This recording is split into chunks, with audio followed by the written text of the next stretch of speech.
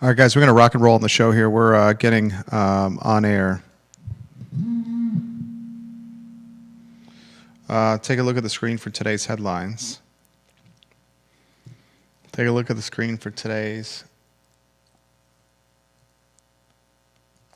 headlines as we try to, just try to, what do you think the whole point of the show is? We're just trying to figure out what's going on around here. Isn't Make that sense of it all. Isn't that pretty much all we're trying to do? Yeah, we're trying to make sense of all the insanity. We're just trying to make sense of, I'll even put it even simpler. We're just trying to figure out what's going on around here. Yeah. We read a lot of stuff. We talk to a lot of people. We have friends and sources in high and powerful places. And we just want to figure out what's going on around here. Stacy Baker, Patty, and Vanessa Parkhill, thank you for watching the show. The attorney who led the FOIA charge on behalf of the Jefferson Council, the Freedom of Information Act, the Freedom of Information efforts for that uncovered the UVA scandal, the House scandal, some of the sordid details, is going to join us on the program tomorrow. That's an interview you're not going to want to miss. So I would encourage you to pull out your phone and mark your calendar for tomorrow's show at 12:30 as Walter Smith, he's an attorney by trade, will join us on the I Love CVille show remotely. He led the efforts, the FOIA efforts on behalf of the Jefferson Council that uncovered 239 pages of never read, never seen, never published, at least for the public, documentation about, I guess I should continue using alleged criminal behavior, alleged malpractice. I think alleged we're still going to use that. He's on tomorrow's show at 12:30 p.m. Do not miss the show. Do not miss the show. He also is going to spotlight his efforts utilizing FOIA for uncovering of many things UVA related, and he wants to highlight on tomorrow's interview how difficult it is to actually get details and documents and the nitty-gritty of what's going on behind UVA, and how it's often behind not just lock and key, not just in a safe, but they're utilizing efforts and tactics to keep it from getting released. Yeah. Even things that you would think were, would be open for those, for the rest of us to find out about. Like he FOIA'd, he's already indicated to us via email, he FOIA'd the triple murder. Yeah. He went through efforts. You put in perspective the efforts that he did on the show. He outlines them in the email. Yeah. That'll come up on the interview tomorrow of how he was just trying to get basic information on the triple murder and some of the roadblocks and resistance that he got. We'll talk about that on the show. Yeah, he basically says that if he weren't such a bulldog, figuratively speaking, he and like most people would just give up. He's an attorney. Yeah, but he's skilled in paper trails. Yeah, that's one of his professional talents. And he's utilizing his professional talent to try to unmask hidden skeletons for the public.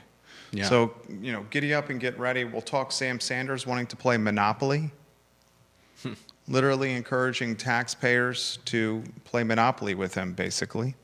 That story on today's show. We encourage you to like and share the show. Ginny Who, thank you for the retweet. Judah, I'm ready to go. I'm going to ask you when the show starts the headline that most intrigues you and why. Lonnie Murray, hello. Thank you for watching the program. Chris Wyatt, Rob Neal, Olivia Branch, Georgia Gilmer, Albert Graves, Jehu Martin, Bob Yarborough, Logan Wells Kalelo. Thank you for watching the program. Kay Gano. Thank you for watching the program. Matt Green. Thank you for watching the program. Chad Wood. Print, radio, and television watching the program. Jimmy Evers. Thank you for watching the program. Michael Guthrie. Realtors all over the place watching the show. All right, we can rock and roll when you're ready, Judah. John Blair, thank you for watching the show. Love you, John. Good to see you yesterday.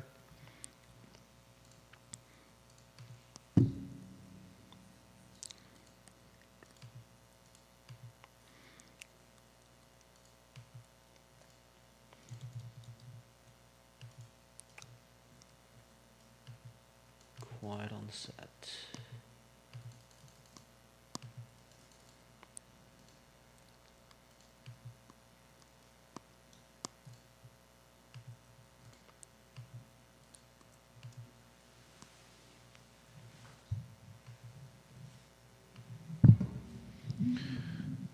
Good Tuesday afternoon, guys. I'm Jerry Miller, and thank you kindly for joining us on the I Love CVille show. It's a pleasure to connect with you guys through our flagship show, the water cooler of content and conversation in Charlottesville, Albemarle County, for the University of Virginia and across Central Virginia. I want to highlight this. I've realized how important this is, especially over the last week. We are unabashed, unafraid, and unaffiliated.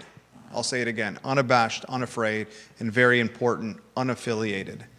Our commentary is two guys who read a boatload of stuff, who know a hell of a lot of people, friends and acquaintances and associates in powerful and high places that relay information to us, and we're very well aware that the information that's relayed to us can have a self-serving interest for those that are passing that info on to us. It is up to me and Judah to parse through that intelligence and pretty much decipher if it's self-serving or not, and select or choose whether or not to pass it on to you, the viewer and listener. And still we pass along information to you, the viewer and listener, that's coming to us from people in high places that is self-serving to them, but we still pass it on to you because we find it compelling. We find it thought-provoking, and we find it, important. All we're trying to do on the show is to figure out what's going on here. That's all I want to do with this format, is figure out what's going on in Charlottesville and Central Virginia, where we do business, where we own real estate, where we own companies, where we are raising, my wife and I, our two children, where we would like to continue our family tree. Today's program, I think, is a pretty good one. I encourage you, the viewer and listener, and I'm going to have you set the stage from Walter Smith, who's coming on the program tomorrow, some of the email that he passed along to us that we'll discuss with him. Tomorrow's show, Walter Smith will be our guest. It'll be a digital interview, a remote interview. He's an attorney by trade. He's a retired attorney. He is intelligent, he is sophisticated, he is a bulldog, he is tenacious. He led the charge for the Jefferson Council with the Freedom of Information Act that uncovered the 239 pages of sordid, alleged malpractice, alleged criminal tactics, behavior, and professionalism or lack thereof within the UVA health system. This attorney, Walter Smith, is going to come on the program tomorrow at 12:30 p.m. And he's led not one, not two, but a handful of FOIA efforts against the University of Virginia, or maybe in conjunction with the University of Virginia, maybe against the University of Virginia, because he's already highlighted to us through email that these efforts have been met with significant resistance. He led a FOIA charge with the triple murder, with trying to get some, the basics, the questions that we all ask, the who, what, when, where, why. And he's going to put in perspective the incredible roadblocks the University of Virginia placed on him. And he has already indicated to us that he was relentless with those efforts, and despite those roadblocks, they just fueled his fire even more to ask why, or to demand why. This gentleman, Walter Smith, on the program tomorrow, 12:30, mark your calendar. It will be a newsworthy show. I think humbly, very humbly, I mean this humbly, our program, this flagship show, is at the cusp of driving the news cycle. A pulse on what's going on. Last night, finally, a Richmond television station, WTVR, out of Richmond, they finally are the first legacy or traditional or old media platform to cover the 239 pages the Jefferson Council published a week ago today on the UVA scandal, the health system scandal. Finally, a legacy media platform has reported upon it. Sadly, disappointingly, It was not a legacy media platform within the Charlottesville market where UVA is located. Continue to remain flabbergasted by this. I continue to ask the question, is the health system's advertising budget basically buying silence from legacy media? Buying a free pass of accountability from legacy media because the Jefferson Council has teed up an investigative story that is screaming Virginia Press Awards. As a former journalist myself, I'm self-employed 18 years.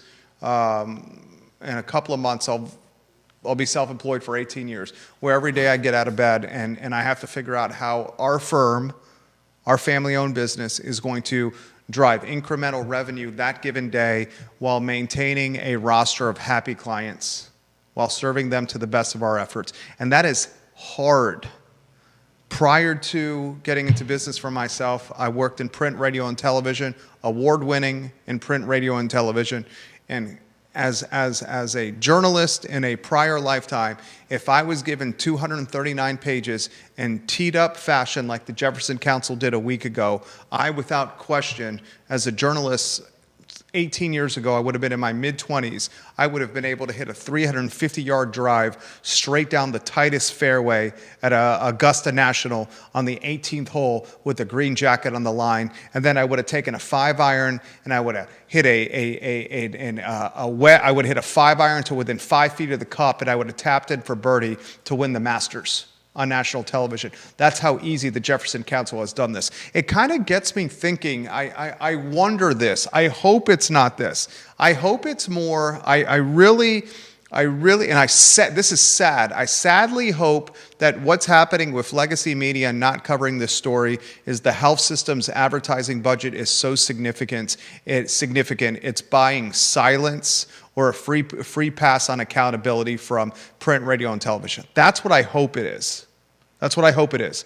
I really would be disappointed if it's print, radio, and television discounting the story because the news is originating with the Jefferson Council, which is an organization that leans conservative, and legacy media leans liberal. I really would be disappointed if that's the case, that legacy media, left-leaning reporters are choosing not to investigate or publish or report on what's going on because legacy media is so left-leaning with its ideology, it is alienated or turned off by right-leaning Jefferson Council teeing up the information for them. I hope to God it's not that.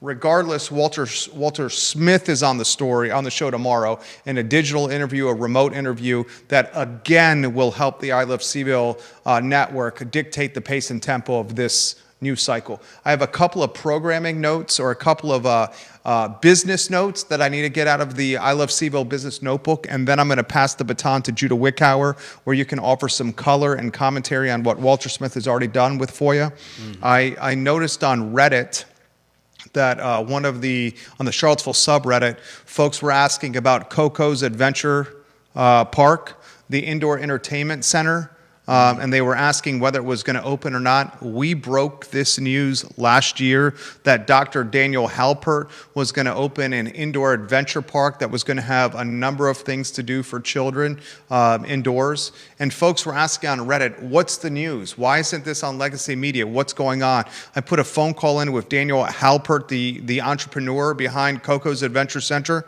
and spoke with him for about 15 or 20 minutes. His project is very much online.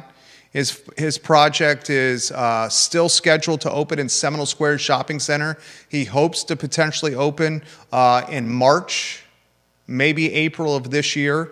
Expect $34,000 of total square feet, trampolines, rope courses, bumper cars, zip lines, Ninja Warrior course, a drop tower, LED slides, ball pits, an arcade, a cafe, birthday party rooms, a parents' lounge with coffee and tea, alcohol to be determined. The build-out cost is flirting with $3 million. He said, his exact words, Daniel Halpert, in a conversation with me, this is the hardest thing I've ever done, and this is, guys, a doctor, a medical doctor saying this. His monthly rent, we're talking $35,000 a month in rent Ladies and gentlemen, a 10-year personally guaranteed lease.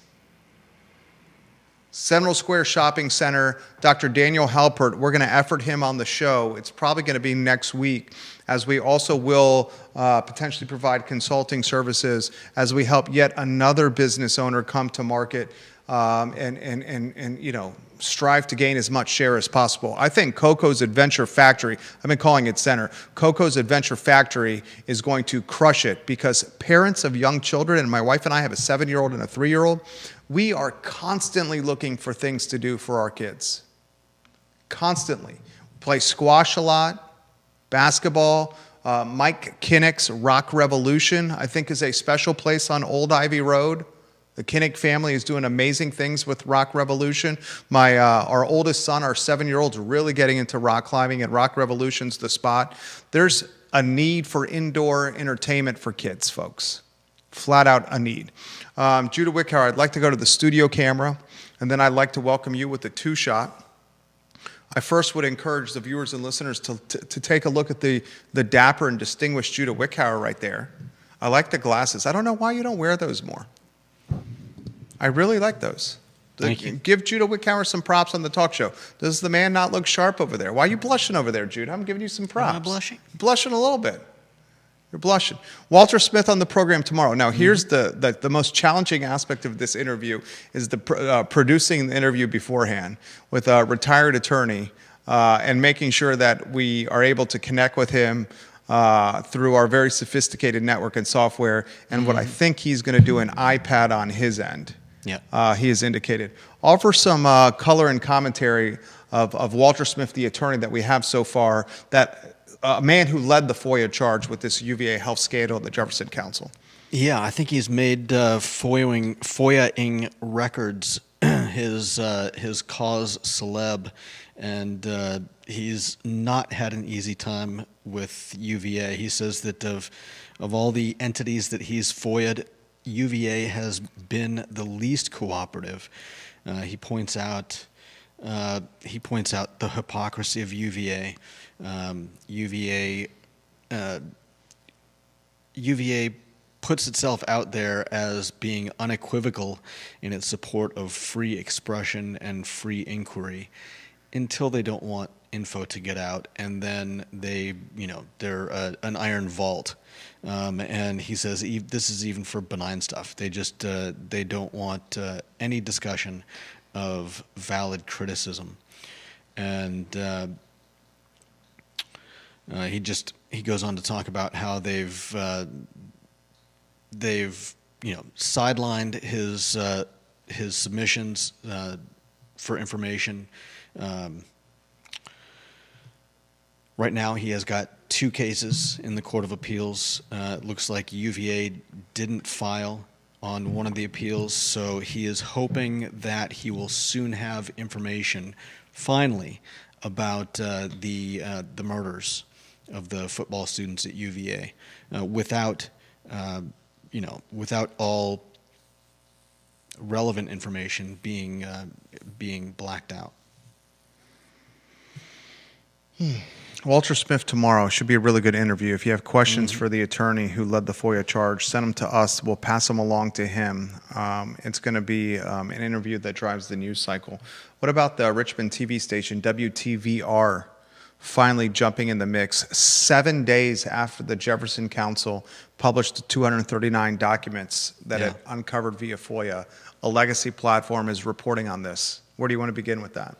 I mean, it's pretty amazing, but it's great that a news outlet is finally taking a look at this and getting it out there to the wider public. And they do a pretty good job. I mean, it's obviously not comprehensive. There's a lot. What did we say? There were 239 pages in there. But this does cover a good, a good swath of it. And I'm glad to see it. Deep Throat, number 1 in the family, offers this comment. He says, I have no doubt, Deep Throat says, that the miseducated 22-year-olds cosplaying as journalists think it's entirely appropriate to ignore news that comes from people of the opposite ideological pole. I'm sure the ad money doesn't help either. To answer your question, Jerry, the reason this is not being reported by legacy media, it's 1, stupidity, 2, ideology, 3, mercenary concerns, and more likely all of the above. Yeah. What's interesting for me, I'm a UVA, went to UVA, worked at the Daily Progress, Thank you, Keith, very much. Keith Smith over there. Studio camera, if you want to go there. Market Street Cam, there goes Keith Smith, the broker, the talented agent. Thank you for sliding that through the mail slot. When I worked at the university, when I worked at the Daily Progress, and then NBC 29, then Monticello Media, and then finally with syndicated radio through ESPN affiliates, 3 states and into Washington, D.C., 6 days a week, I never considered having the news skewed by my political ideology. Yeah, I mean it's obviously hard to keep your opinions and feelings out of reporting like that, but I think good reporters manage it every day. No, well, without question. But I do think it's much more commonplace to have ideology influence journalism and publishing and media now than it was a generation ago when I was doing it. I mean, is it crazy to say now is 2026? When I got into it, it was like, this was before my 3rd year at the University of Virginia. So 2002. I would say that's a generation, 24 years. In a generation, the media has become even more ideologically skewed. Yeah. What is that? The impact of social media and mobile and smartphones and digital? And the fact that it's on our fingertips, is that what it is?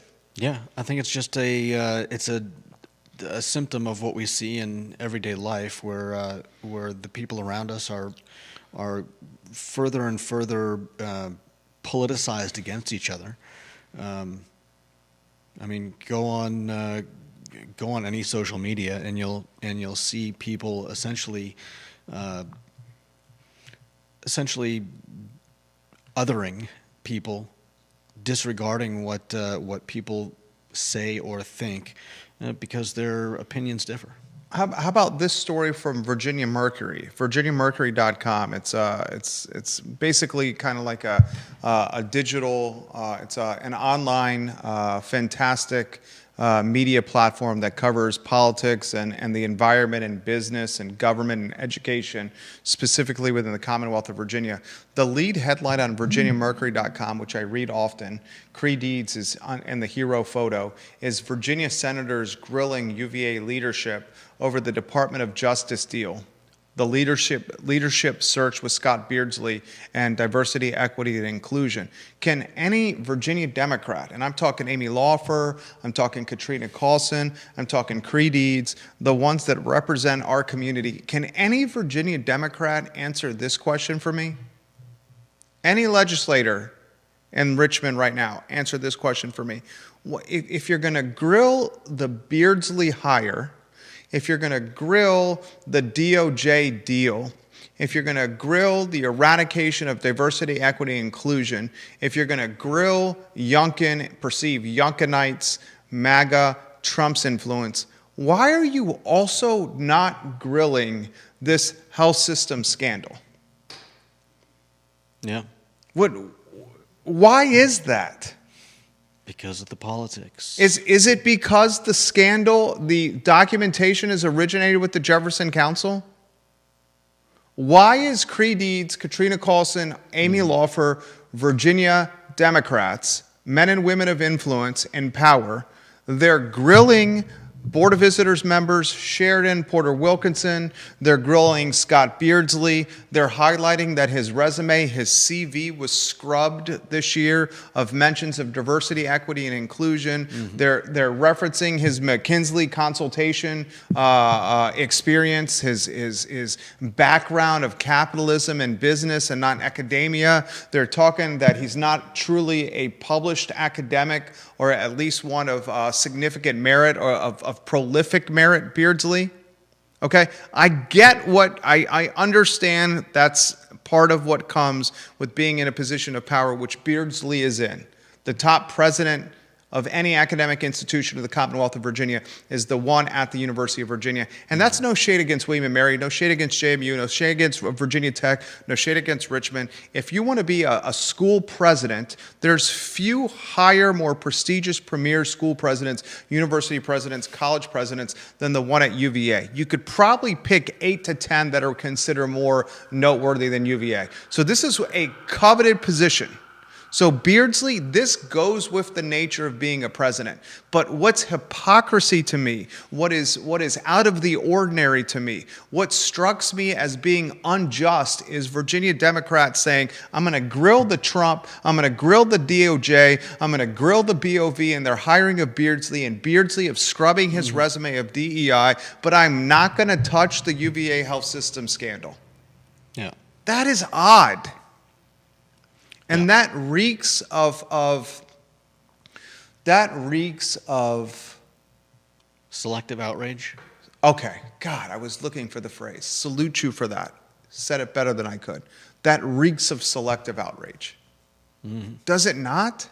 Yeah, we see a lot of it nowadays. Does it not reek of selective outrage? Oh yeah, they're focused on DEI policies. They're focused on anything to do with Trump and his DOJ is worthy of shining the spotlight, pulling out the the magnifying glass, getting into the nitty gritty of the details. But something like UVA Health and putting children at risk, performing surgeries that performing surgeries that perhaps shouldn't have been performed, eschewing emergency room beds for surgery beds because they bring in more money. You would think that would be just as important to these senators, but instead the focus is on why you went ahead and hired a president when someone who's not even the governor yet told you not to. Conan Owen watching the program. He's the owner of Surspedia Central Virginia, partner of our show, Surspedia Central Virginia, Surspedia Charlottesville. Conan Owen is who you contact for anything signage related, logo related, anything direct mail related, lanyard related, printing related. The banner directly behind me is a Surspeedy, Conan Owen. If a firm like mine, we have multiple divisions. The whole concept of our firm is to drive market share for our clients. We raise their visibility. We help them find financing. We help them find real estate. We solve problems for them. We are the source of the source. I'm asked every day, what do you do for a living? My job is to solve problems for businesses. And as a result, I charge $2.95 an hour for that. That's what we do at this firm, okay? One of the things we do not do is when a client needs print marketing or tangible visibility for their business or their call to action, we partner with Conan Owen and Surspeedy because we've seen the success of working with him. Just cut to the chase, okay? I got this email from someone who asked for anonymity. This was in a connected person, I should say. And the reason I'm going to read this email, they asked for anonymity, but I'm allowed to read the email verbatim on air. You would not imagine, ladies and gentlemen, the amount of direct message, emails, text messages, and in-person conversations that I'm having with doctors and surgeons and folks tied with UVA Health since we've been covering this story over the last 7 days. We have a direct connection, and don't ask who, I will never reveal my source, with 2 Board of Visitors members who we communicate with on the regular via the Signal app. Okay? So when we're talking, the content, the information is coming to us from folks in positions of influence and power. I need to be very straightforward.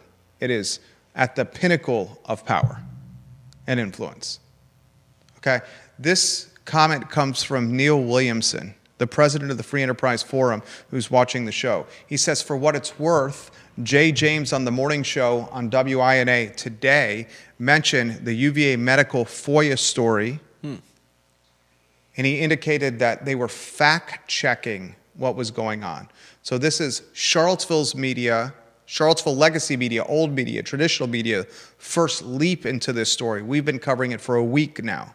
I received this email from a connected individual who's requested anonymity. One of the reasons that we get the news that we get, the information that we get, is because we are deemed trustworthy and understand the concept of off the record, on the record, anonymous, discretion, privacy. He's asked for anonymity. He says, "Dear Jerry, I've waited long enough to confirm what I already believe to be true, just as you stated on the shows. The FOIA request that was dropped nearly a week ago, during that time, no one demonstrated any willingness to engage seriously with the story outside of you, and you should be applauded. The silence was telling."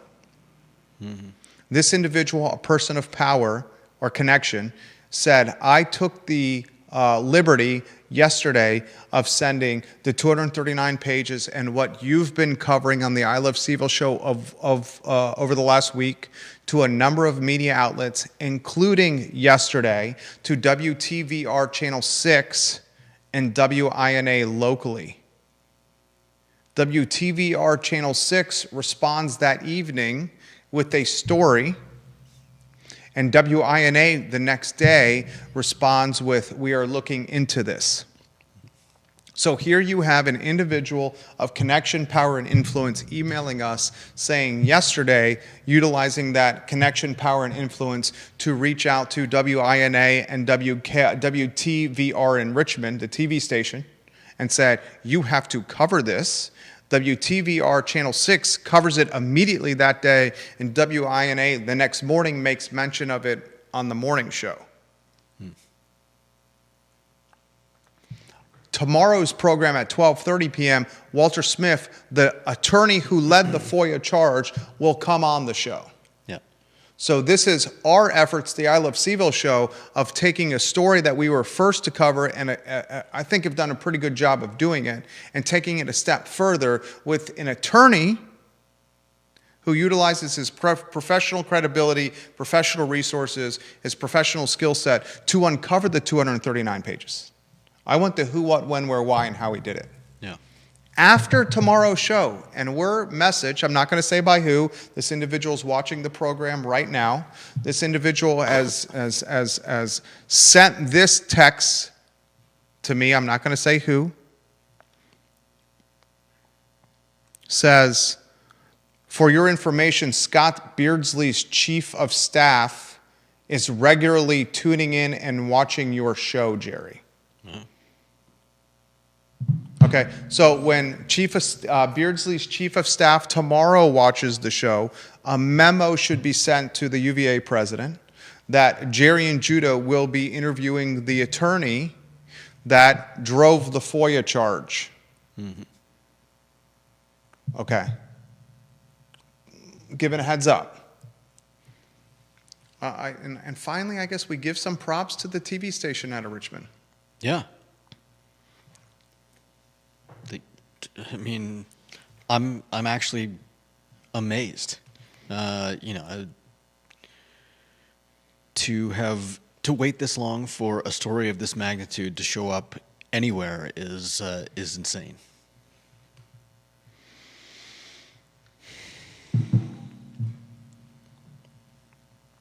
William McChesney, welcome to the broadcast, and thank you for watching the show.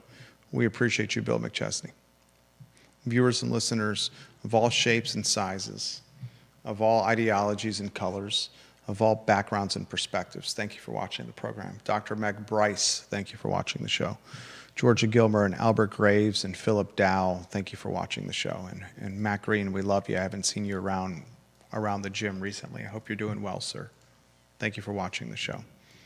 Got folks in Long Island watching the program. Thank you, Long Island, for watching the show. Albemarle County, Richmond, Charlottesville, Crozet, Ivy, Southwestern Virginia, West End, Richmond, Georgetown, Eastern Tennessee, Buckhead, Georgia, Panhandle of Florida, the Outer Banks, Western North Carolina, Pennsylvania, and folks outside Chicago on our heat map right now. All right.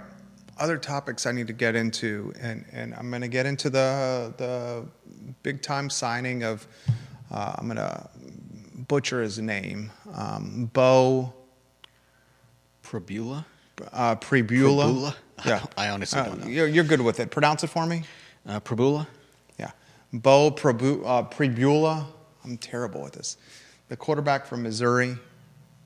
Once a James Franklin, highly touted quarterback, signed to Penn State out of York, Pennsylvania.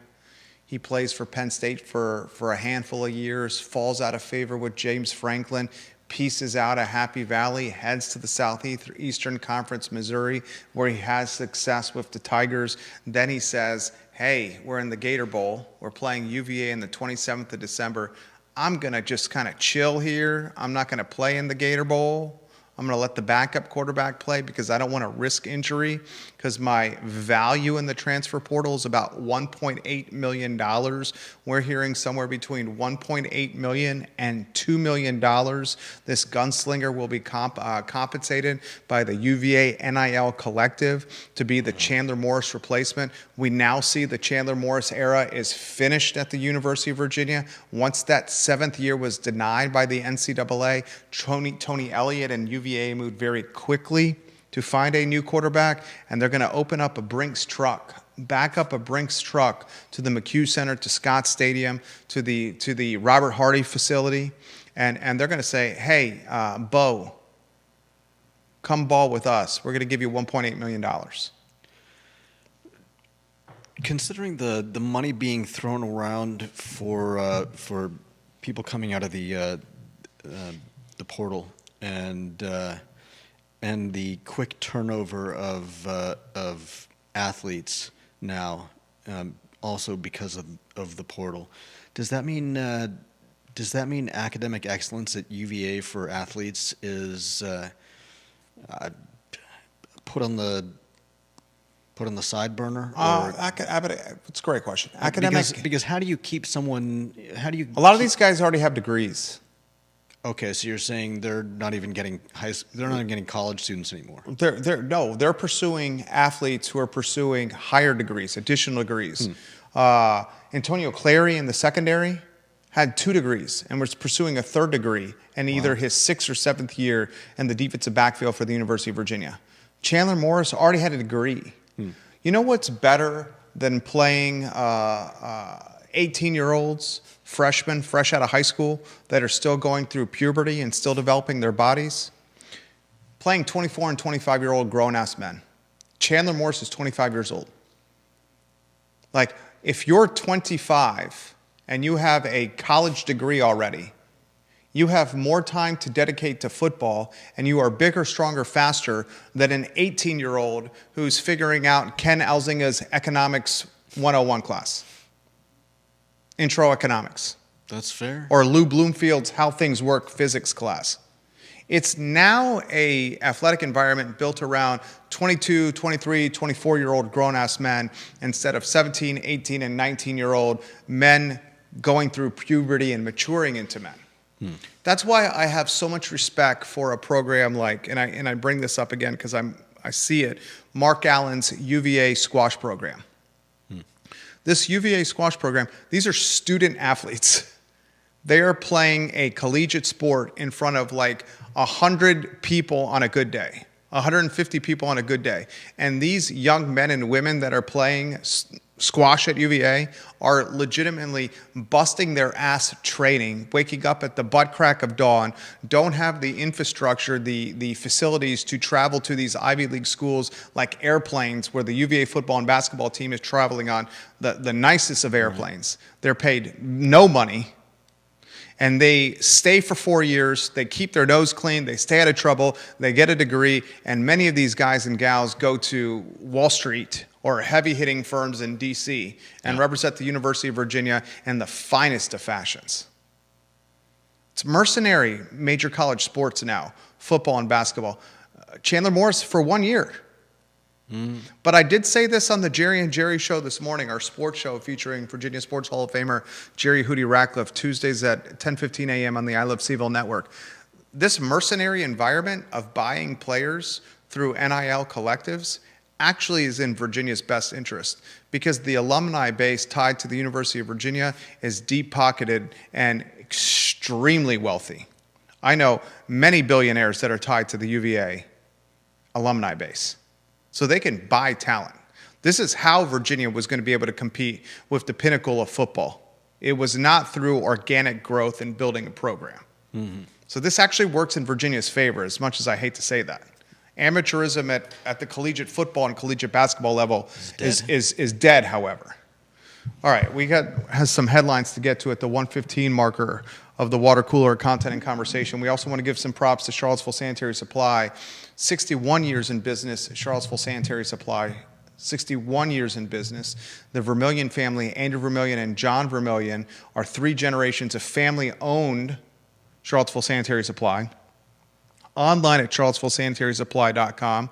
And their sister company, Charlottesville Swimming Pool Company, is online at charlottesvilleswimmingpoolcompany.com. Anything swimming pool related, you call the Vermillions, Charlottesville Swimming Pool Company. Anything sanitary, janitorial, anything water testing, cleaning, anything vacuums, you call the Vermillions, Charlottesville Sanitary Supply. The best of the best, ladies and gentlemen. Judah Wickower, comments are coming in. Barbara Becker-Tilley. She says, good reporting is facts and not ideology, or it's not bias. It's facts. We agree with you, Barbara Becker-Tilley. Janice Boyce Trevelyan says, there's so much to this UVA health scandal, including the mismanagement of COVID funds, Medicare, and Medi-Cal medical assistance. Medicare, Medicaid, is there any fraud with Medicare and Medicaid? How much of the gray area happened with Medicare and Medicaid? That's a good question. How much of the shadiness happened with COVID and the money that was coming in tied to COVID during the pandemic, ladies and gentlemen? You know what? One of the stories that no one's talking about with this health system scandal is during the pandemic, under Craig Kent, staffers at the University of Virginia were forced to take pay cuts. They were forced to take furloughs, cuts of 20 or 25%. They never saw that money back. Yeah. They were forced to bypass raises, 401k matches, and perhaps the biggest insult of them all, a UVA nurse that was expected to take a 20 or 25% pay cut, not get a raise that year or a 401k match, and then standing immediately next to her in a hospital room, a traveling nurse that was making 4x her hourly rate. Yeah. Can you imagine how angry and how jaded and how bitter you would be if you're a UVA nurse and he or she are standing on their feet for 10-hour shifts, 12-hour shifts for years, for decades. Mm-hmm. And then during the pandemic, they're told to take a pay cut of 20 or 25%, no matching on their 401k, no raises, and then they bring in a boatload of traveling nurses and they pay them 3 to 4x their hourly rate. Yeah. And they have them doing the exact same work and standing in the room right next to each other. That's a storyline that needs to be discussed. Another storyline that needs to be discussed is the affable, the likable Sam Sanders wanting to play Monopoly with taxpayers. Can somebody get me a thimble? Somebody get me the car. I need 200. What's that? I get the dog. Judah wants the dog. I'll take the thimble. This is a wild story. Sam Sanders is having, is he calling them work sessions? Is he calling them fireside chats? Is it game night at City Hall with Sammy Sanders? What is going on here? The city manager of Charlottesville wants to play Monopoly. Sam, I get the thimble, damn it. And Judah's already called the dog. You can have the car, Sam. And he wants to give out Monopoly money, and he wants folks to play Monopoly with him. What's going on here, Judah Wickower? I actually don't think this is such a bad idea. It gives people a pinhole into how the city is run, how they decide what to do with funds. He's essentially setting up 3 different meetings where people can come in. They will be given I believe it's $10,000 in Monopoly money. That's a lot of Monopoly money. There will be as I understand it, different different areas that you'll be shown where, okay, you can put your money here or here or here. There'll be, different things, different parts of the city budget, and it'll let people say, okay, well, this is how I would, this is how I would divvy up the money. I think ultimately, after this happens, they'll be given a bit of a presentation on how money is actually allocated to these different parts of the budget. And I think ultimately what they want to show is that you may think we've got all this money. You just, I think that what they want to show is that it's not a simple thing to decide what needs what money, especially when, this group is saying we need this much, this group is saying we need this much. If you were to give everyone as much as they wanted or say they needed, you would end up obviously over budget. I can't wait to hear Deep Throat's commentary on Sam Sanders wanting to play Monopoly. I can't wait Deep either. Throat, please give me something good. Deep Throat, give me something good on Sam Sanders wanting to play Monopoly with taxpayers. Look, Sam Sanders means well. Yeah, and this is something that every locality has to deal with. What do you do with the money that you have available? There are always going to be things that people want that are going to take your budget over what you have available, and so somebody has to make the decision of what's not getting funded on the budget this year. Wow. John Blair, we're going to get to your comment here in a matter of moments. Love John Blair. It was good to see you yesterday. You have a very talented son, maturing into a very impressive young man. I sincerely mean that, John Blair. In regards to Sam Sanders wanting to play Monopoly,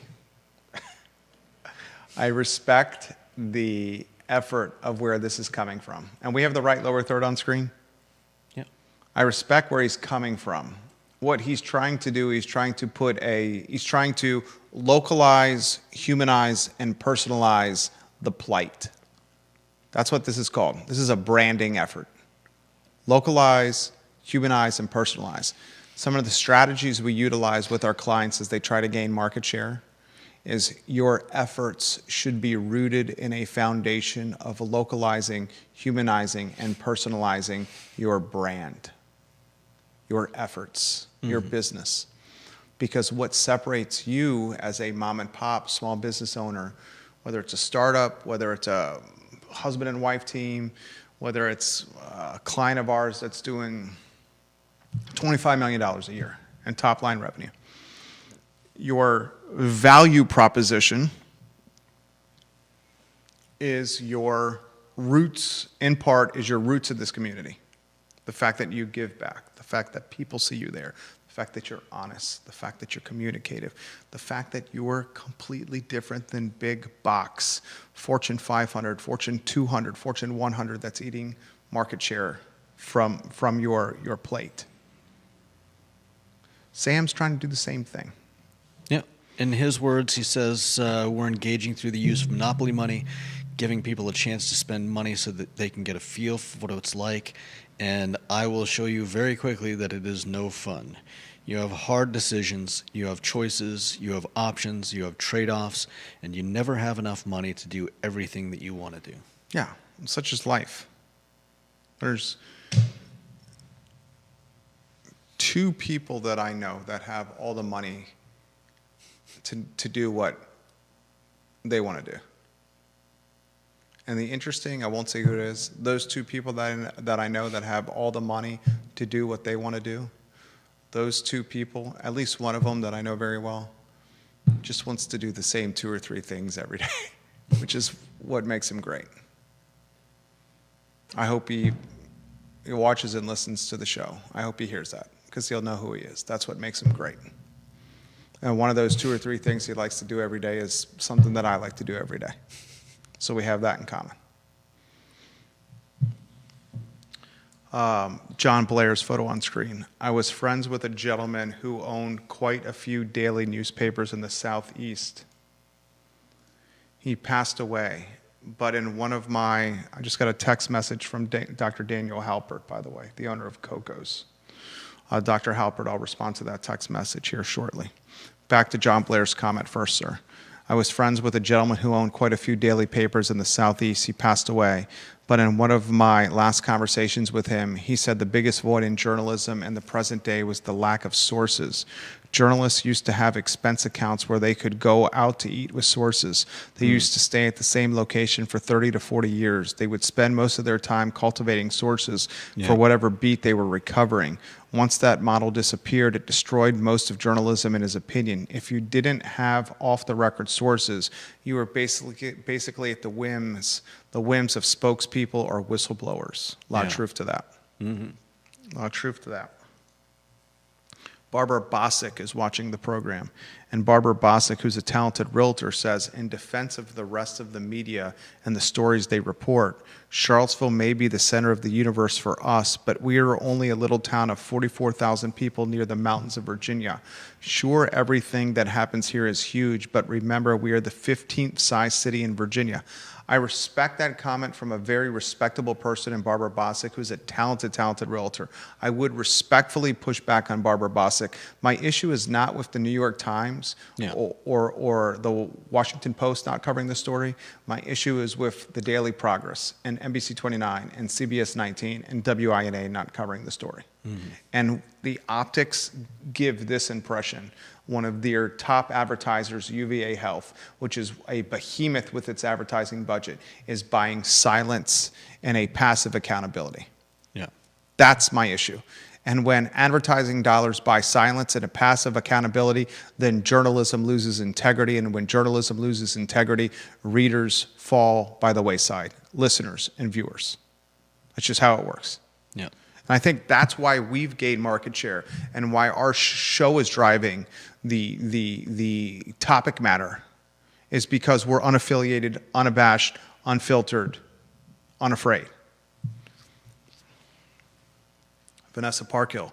When are these monopoly sessions? I encourage local business people and professionals to show up and give people a master class.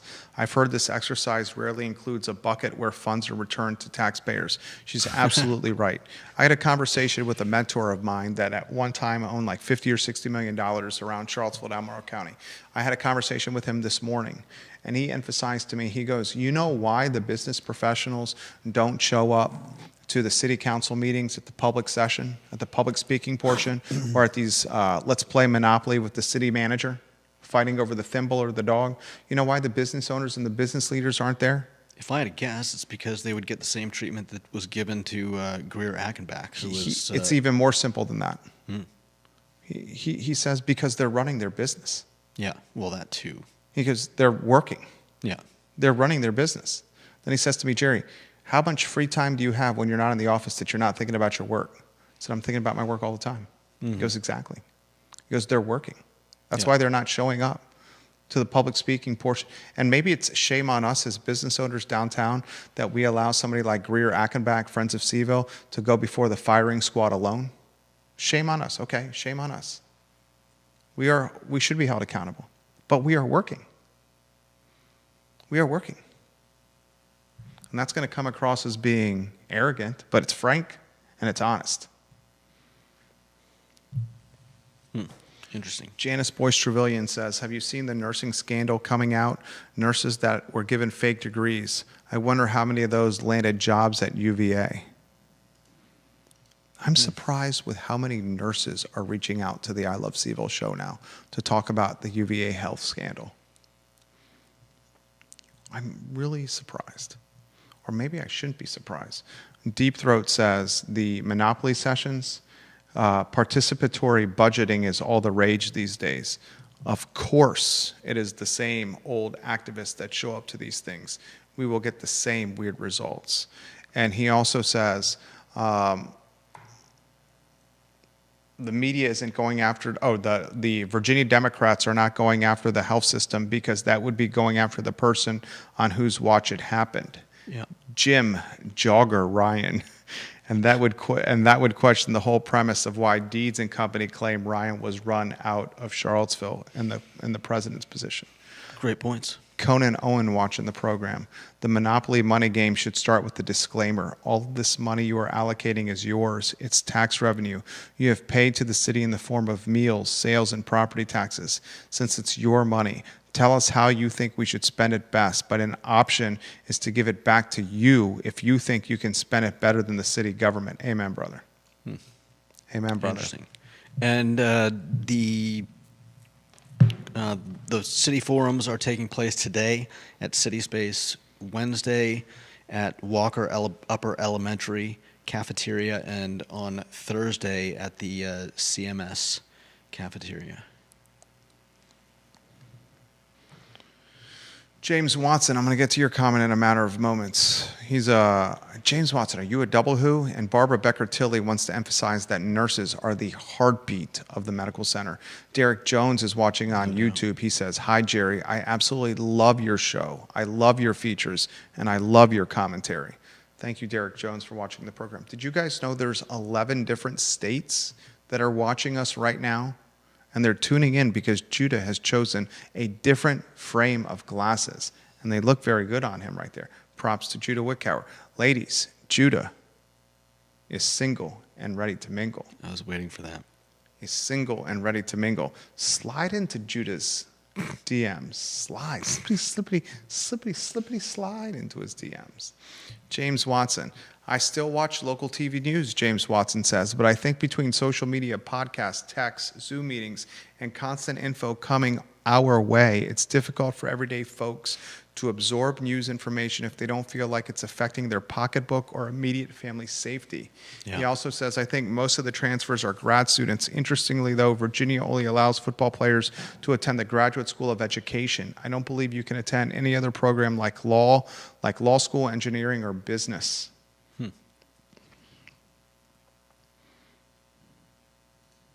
That would be football players. I believe that is not the case, though. That is not the case for squash players. That is football players, not the case for squash players. One of the highest team GPAs, I need to emphasize, in the athletic department at UVA is squash, collective GPA. These are people that are playing a sport. For the love of the sport. Literally not on scholarship, working 45 hours a week at the sport for no future in the sport outside of playing college squash, going into a profession. That's amateurism. That's still beautiful in my book. Ray Cadell, welcome to the broadcast. Literally print, radio, and television watching the program, and I hope you don't think I'm throwing shade at you, print, radio, and TV that's watching the show. Just calling a spade a spade. Next question, Judah Wickower, what do you got at the 1:30 marker? Next question. Next topic is Andre Xavier, hello. Ann Kibler, hello. Troy Robinson, hello. What do you got, Judah Wickower? What are the plans? Jeff Gaffney, hello. Curtis Shaver, hello. The 50-year downtown mall anniversary. Can we, Sam Sanders? Look, Sam Sanders, you're playing Monopoly with taxpayers. Save the thimble for me, Sam. You're playing Monopoly with taxpayers. Can we get the plans for the 50-year anniversary of the downtown mall? This is the 50-year anniversary of the downtown mall. January is now half over. We have 11 and a half months left. We're in the middle of the 50-year anniversary of one of the only pedestrian malls in the entire country. What are the 50-year anniversary plans for the mall? Are you not surprised that it's not already rolled out? Are you not surprised that there's not a calendar of events? You know, the sad thing is that what would surprise me if this actually goes off. Oh my God, that is apathy. That is disheartening apathy, J-Dubs. I'm just saying, we haven't heard a pipsqueak. We haven't heard a whisper about this, and I mean, how do you not celebrate a milestone like 50? Jeez Louise. What are you guys doing for the 50-year anniversary of the mall? Please stop playing Monopoly and stop monopolizing my thimble and stop giving me fake paper money and instead roll out a blueprint for the 50-year anniversary of the effing downtown mall. I mean, right? Here's what I would do for the 50-year anniversary of the downtown mall. I would have allocated days on the downtown mall for Adora, a designated outdoor refreshment area. Maybe it's from the Thursday, Friday, and Saturday during the summer series, Fridays after 5, where music venues are hopping. Yeah. Maybe what's the first one? Is it Memorial Day or Labor Day? I get those days so confused. Is the first one Memorial Day or Labor Day? I'm going to say Memorial, but I don't Judah's know. not even sure. You get that day off. This is the first day, from Memorial Day to Labor Day, from Labor Day to Memorial Day, whatever it is. There should be a designated outdoor refreshment area, Adora, where patrons and consumers that are of age can walk from the Ting Pavilion. Is it the Ting Pavilion or the Sprint Pavilion? The pavilion to the Omni Hotel with a cup of booze in hand. Beer, wine, spirits. And you want to do armbands, you want to do certain colored cups, whatever you want to do. You want to charge and have a gatekeeper. Whatever you want to do. It should be a designated outdoor refreshment area for the 50-year anniversary of the downtown mall. You should have certain areas of downtown Charlottesville that have informational booths. And maybe the informational booth is the thing of the past. Maybe it's QR codes positioned around the downtown mall where tourists, locals, and students alike can scan the QR codes and get some kind of interactive feature on their iPhone, their smartphone, about history of the downtown mall. When it was bricked, when it was pedestrian, when it was no more cars allowed. Everything, history. Give us half a dozen spots on the downtown mall where you can scan a QR code and get the history of the downtown mall over the last 50 years. Yeah. You should have scavenger hunts. You should have things to do for children. You should have musicians on busking on the street. I mean, John Blair's idea of having a zip line on the downtown mall for kids that goes above the downtown mall, I think that's effing genius. Oh, that'd be great. Having a zip line that goes above the downtown mall for kids to ride, and you can just zip line down the mall from like the Omni Hotel to the Pavilion. That would be so fun. How many parents would bring their kids just to ride the zip line on the mall? Bring the downtown mall holiday train back? Mm-hmm. Do we have a plan for the 50-year anniversary and downtown Charlottesville City Hall? Do we even have a committee that's... This is First Night Virginia all over again. Yeah. Except First Night Virginia at least had a framework in place, despite the fact that nobody's been running it correctly recently. There is still a framework in place, I believe. Whereas for this, there's no. You would think that they would have set up a committee last year and had this thing, in the bag, ready to go. Dialed in. Yeah. No more Monopoly and taking my thimble and Judah's dog. And I don't want $200 of paper fake money to pass go. Next headline, what do you got? Oh, let's see. Some potential relief for people who don't want to register with Metropolis. We led that charge. We said on this show that it was bogus, that it was hypocrisy, that Charlottesville City did away with the flock cameras, but used even more evasive technology for its 2 parking garages. I got to defend them on this because... Oh my gosh, you would. Because they hired the company when it was SP Plus. Then SP Plus got sold to Metropolis. Metropolis decided to make the change. And we are in a contract. And you know about contracts.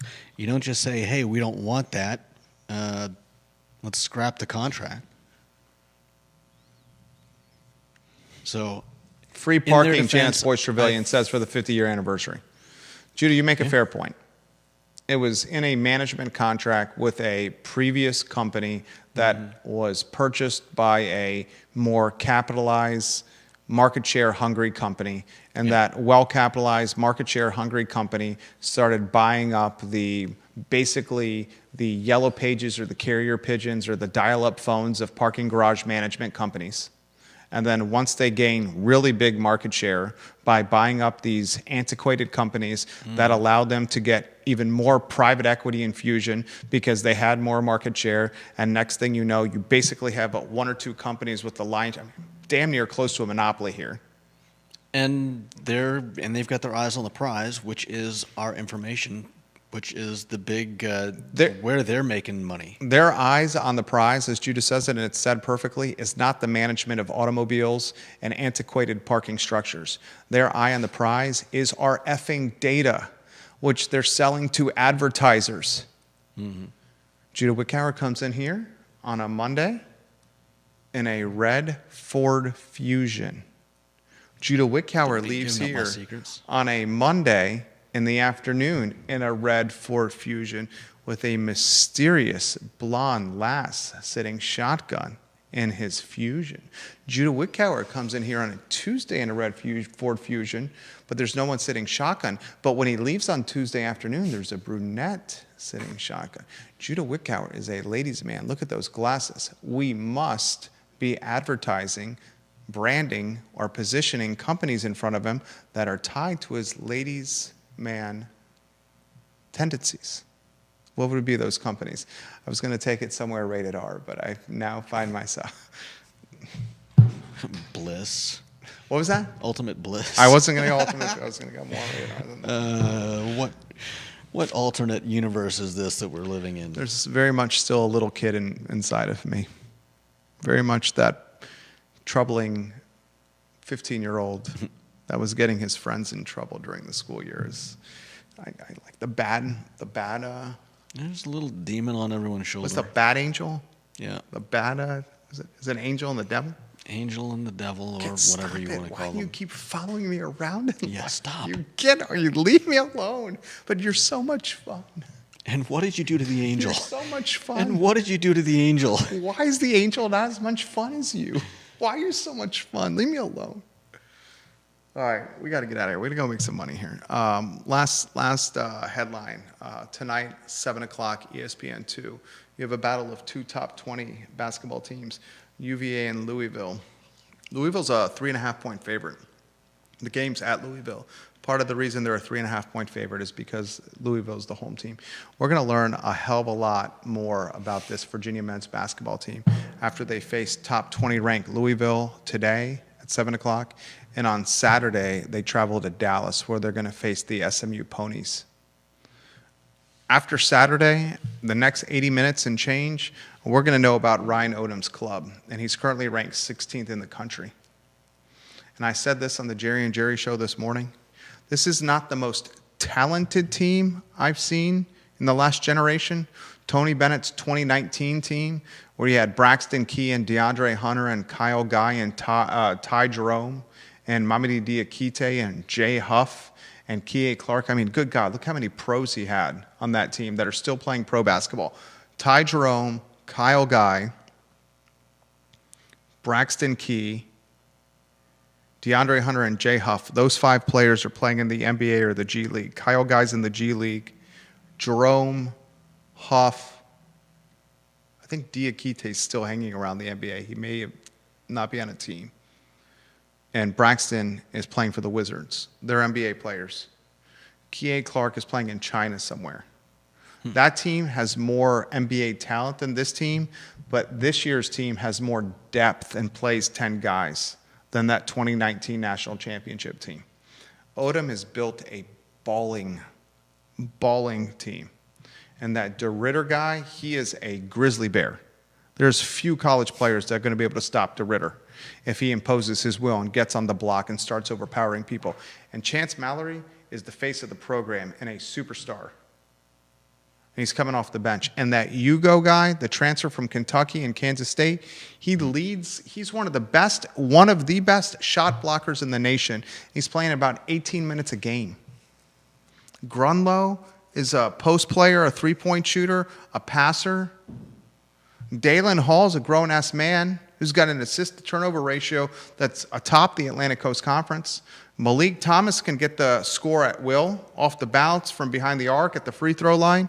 Jakari White, the scuttlebutt has Jakari White playing in tonight's game with a busted left hand. the downtown shooter, the marksman that's shooting 50% from bonus sphere. This team's loaded. I'll tell you what, who's did a hell of a job today. It's Judah Wickower. Ladies, he's single and he's ready to mingle. My name is Jerry Miller, and this is the I Love CVille show, the water cooler of content and conversation. So long, everybody.